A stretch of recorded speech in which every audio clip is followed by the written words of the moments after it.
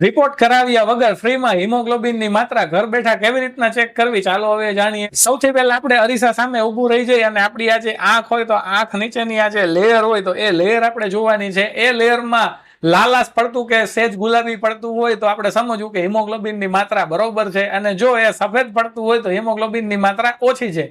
ત્યાર પછીની બીજી એક એ રીત છે કે આપણે જે હાથની મુઠ્ઠી હોય તે આપણે હાથની મુઠ્ઠી થોડીક ફિટ આમ બંધ કરી દેવાની છે, અને થોડી વાર આપણે બંધ કર્યા પછી આપણે જેવી આમ ખોલીએ તો આપણી હથેળી જે છે એકદમ લાલ થઈ જાય તો સમજવું કે હિમોગ્લોબિનની માત્રા બરોબર છે, અને જો એ લાલ ન થાય સફેદ જેવી રહે તો સમજવું કે હિમોગ્લોબિનની માત્રા ઓછી છે.